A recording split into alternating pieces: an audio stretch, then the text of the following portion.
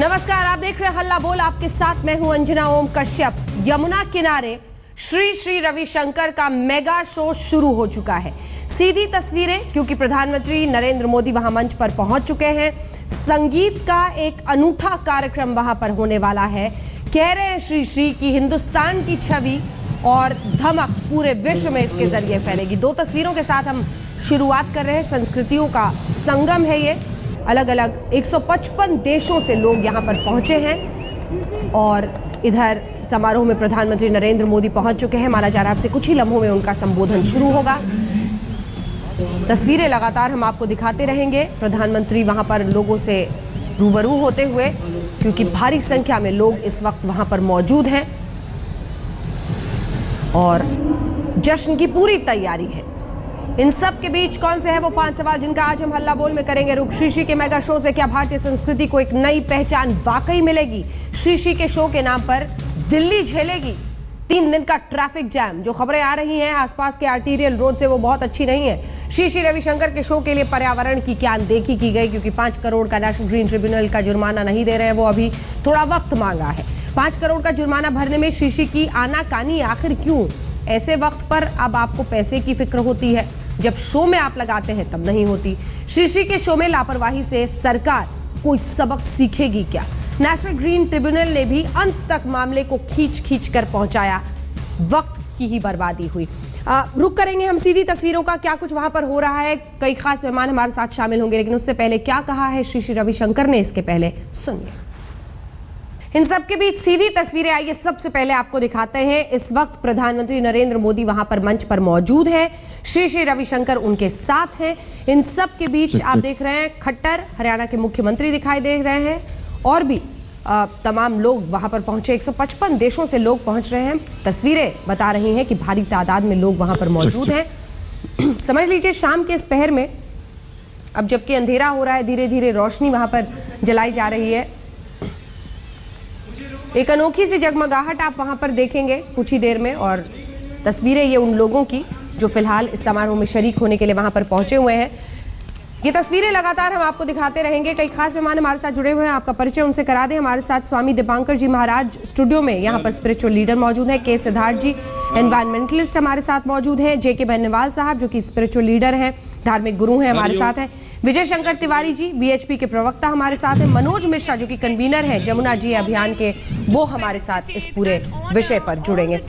तस्वीरें हम लगातार अपने दर्शकों को दिखा रहे हैं और कुछ ही देर में अब लगता है प्रधानमंत्री बोलने वाले हैं। लेकिन सबसे पहले आपके पास मैं चाहती हूँ कि हर कोई अपनी बात थोड़ी थोड़ी शुरू में रख सके। दीपांकर जी महाराज, ये क्या हो रहा है आखिरकार?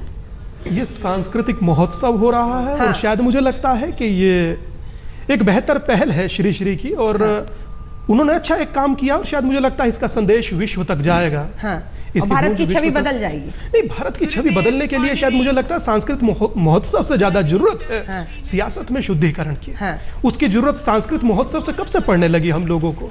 इसको तो कह रहे हैं कि सियासत की तुष्टीकरण है ये। शायद हमें लगता है ये संतुष्टीकरण है, तुष्टीकरण कहना गलत होगा। क्या है ये विजय शंकर तिवारी जी? देखो, आप अभी चर्चा कर रहे थे कि भारत की छवि बदल जाएगी, तो भारत की छवि जो दुनिया भर में है, हाँ, वो इस महोत्सव से जाएगी। अभी वो बिगाड़ी जा रही है। अभी हमारे 1-2 बड़े नेता थे, वो चर्चा कर रहे थे और इस प्रकार बात कर रहे थे कि जो मुझे लगता है सहज किसी भी भारतीय को अच्छा नहीं लगेगा। वो बात करना भी उनको नहीं आ रहा था। और अभी जो हम एक बात और बात में जोड़ रहे थे कि ये इनके ऊपर जुर्माना हुआ है। देखो, उसमें शब्द जो है वो कंपनसेशन हुआ है। मुझे लगता है कि सात्विक शब्दों का अगर प्रयोग करेंगे हम, तो उसका सात्विक अर्थ निकल के आएगा, अंत भला तो सब भला।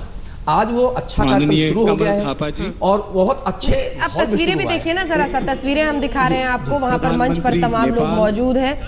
प्रधानमंत्री नेपाल के भी। जरा सुन लेते हैं कि कौन कौन से अलग अलग देशों के राष्ट्राध्यक्ष हैं जो वहां पर पहुंचे हैं।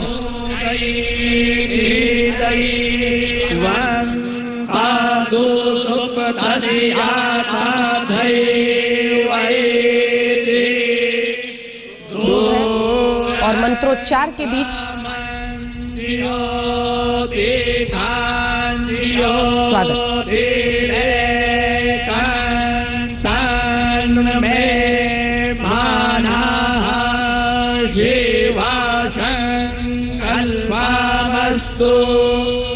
ये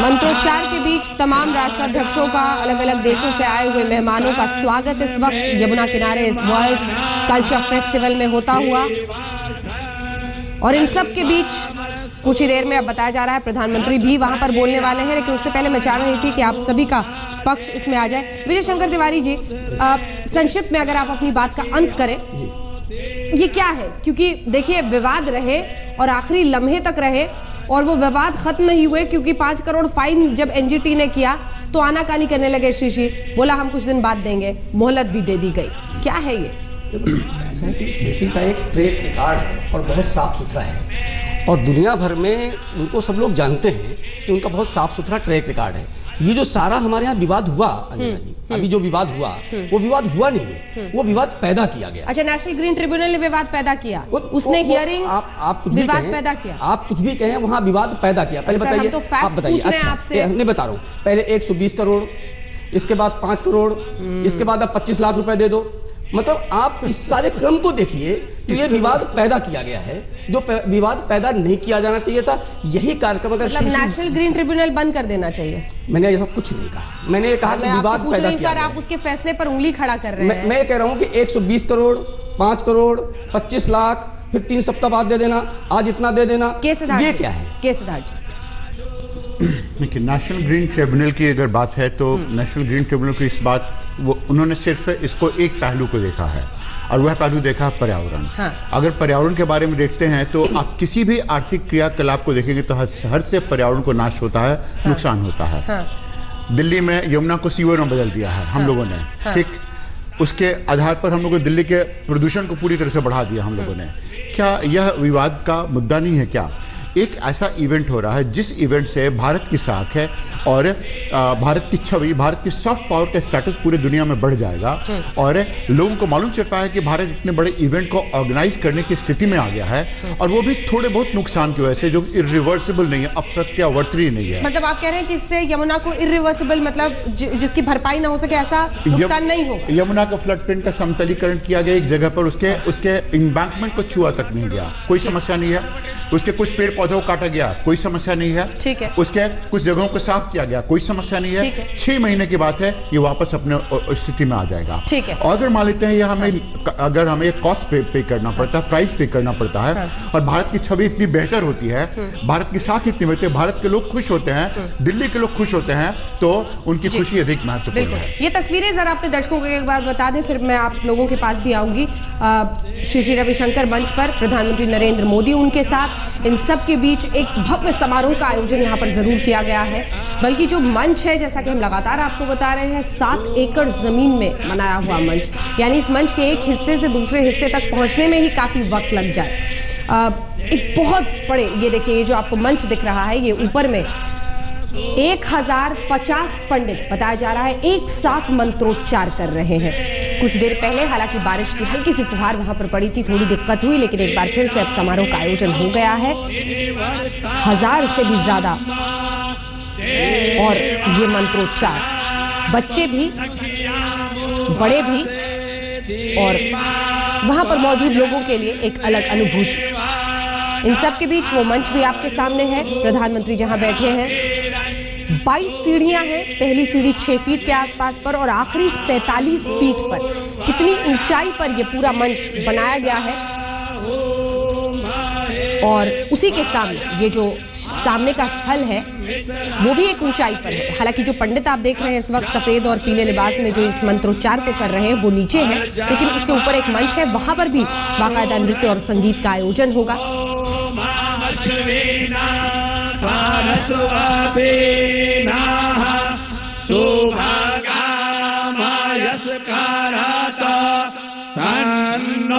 शंकर मंच पर मौजूद, और आर्ट ऑफ लिविंग एक संस्था जो श्री रविशंकर चलाते हैं, उसके 35 साल पूरे होने का जश्न है ये। लेकिन उनका ये दावा है कि हिंदुस्तान की छवि, हिंदुस्तान की तस्वीर इसके जरिए पूरे विश्व में पहुंचेगी, और वो एक ऐसी तस्वीर होगी जिससे हिंदुस्तान की धमक पूरे विश्व में बढ़ेगी। ये तस्वीरें हम आपको दिखा रहे हैं। बारिश की वजह से, काले बादल होने की वजह से थोड़ी वहां पर दिक्कत हुई थी, लेकिन अब कार्यक्रम का आयोजन हो रहा है। और ये जो सीढ़ियां आप देख रहे हैं उसके ठीक ऊपर जो मंच है वहां पर प्रधानमंत्री बैठे हुए हैं, लेकिन काफी बड़ी तादाद में लोग वहां पर मौजूद हैं। दूसरी तरफ अगर कुछ ही देर में हम आपको ट्रैफिक की भी तस्वीरें दिल्ली की दिखाएं कि ट्रैफिक कई जगहों पर बताया जा रहा है बदहाल हो रही है।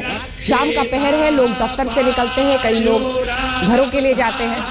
ट्रैफिक की क्या सूरत है वो भी हम आपको कुछ देर में दिखाएंगे।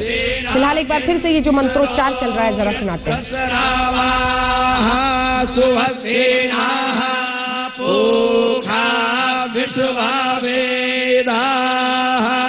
स्वस्ति नस्ताभ्यो आरिष्ठाने स्वस्ति नो बृहस्पतिर्दधातु।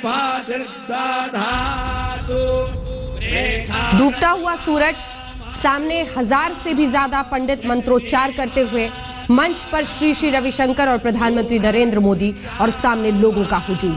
अभी तो संगीत का वो अनूठा मिलन जो यहाँ पर होना है, सुर साज सब कुछ सजेगा, वो सब भी आपको दिखाएंगे। प्रधानमंत्री नरेंद्र मोदी भी बोलेंगे, लेकिन संस्कृति का विश्व मेला सीधी तस्वीरें आपको दिखाते हैं, क्योंकि इस वक्त भी वहाँ पर ये मंत्रोच्चार के बीच जो तमाम डिग्निटरीज, मेहमान दूसरे देशों से आए हुए हैं, उन सब का स्वागत किया जा रहा है। बेनीवाल जी, इससे क्या हासिल होगा?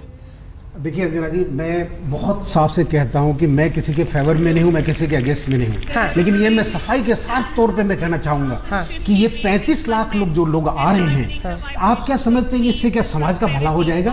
और श्री श्री जी की जो कि मैं बात कह रहा हूं, क्या श्री श्री जी कोई महामंडलेश्वर है, संत हैं या क्या है?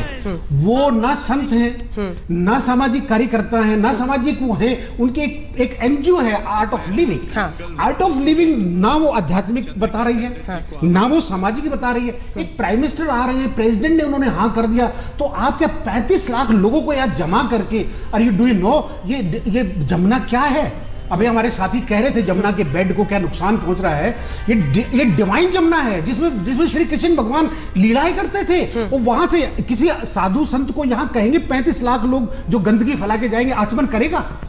मुझे एक आदमी बताइए, इतने करोड़ों सोइयों करोड़ रुपए खर्च हो रहे हैं, क्या श्री श्री जी को चाहिए था ट्रीटमेंट प्लांट लगाते, इससे गरीबों का कुछ बांटते, गरीबों के लिए घर बनाते? इतना सारा स्ट्रक्चर जो टेम्परेरी बनाया आपकी इस बात पे मैं सबसे कमेंट लूंगी, लेकिन सबसे पहले अब मैं मनोज मिश्रा जी के पास आना चाहती हूँ, क्योंकि मनोज मिश्रा जी, आपने यमुना जी अभियान के जरिए एक लंबी लड़ाई लड़ी, लेकिन आज जब ये आखिरकार समारोह हो रहा है, मन में क्या है आपके?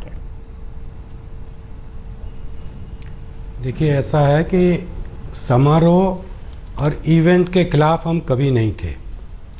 हमारा जो कंसर्न है वो ये है कि ये इवेंट किस जगह हो रहा है और ये साइट सिलेक्शन क्यों किया गया, इसके पीछे क्या मकसद है, और इसको करने के लिए जिस तरह से डिवास्टेशन किया गया, जिस तरीके से इसके लिए दबाव डालकर परमिशन ली गई, जिस प्रकार से पूरा का पूरा एक तरह से चक्रव्यूह रचा गया इस जगह में ये करने के लिए।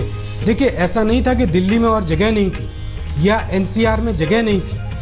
आप यही कार्यक्रम करते, सुरक्षित जगह में करते, एनवायरमेंटली सेफ जगह में करते, हम भी पार्टिसिपेट करते। ऐसा तो आप जो बाकी जो लोग थे जो बात कह रहे हैं कि ये इंडिया की इमेज बढ़ाना चाह रहे हैं, at what cost? What is that cost? We have paid a huge environmental cost and that is irreparable. ये जो आपके एनवायरमेंटलिस्ट भाई थे जिन्होंने कहा कि ये 6 महीने में ऐसा हो जाएगा, obviously he does not understand what is a river system. He does not understand कि नदी सिर्फ बहता पानी नहीं है। ही डज नॉट अंडरस्टैंड कि flood plain is an integral part of the river system. और अगर ये इन्होंने कह दिया कि क्योंकि ये नाला बन गई है इसलिए इसका जो फ्लड प्लेन है उसमें जो चाहे हम कर लें। ठीक है, कुछ महत्वपूर्ण सवाल आप उठा रहे हैं, कुछ महत्वपूर्ण सवाल उठा रहे हैं और के सिद्धार्थ जी की बातों को सीधे काट रहे हैं। आप दोनों की बातचीत सुनाएंगे, लेकिन उससे पहले जरा अपने दर्शकों को दिखा और सुना देते हैं इस वक्त वहां पर क्या हो रहा है।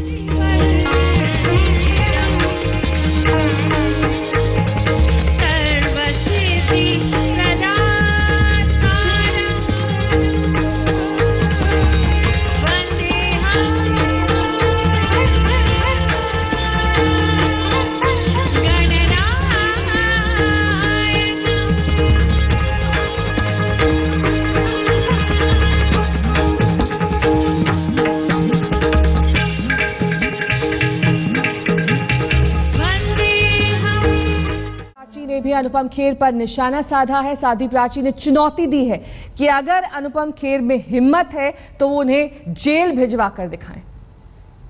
हमें इस तरह की बयानबाजी So this time it's going to be me who's going to be talking to you. It's going to be me who's going to tell you what's new from the world of technology. We have news, we have reviews, and we have Sahil doing the Redmi Note 3 review. And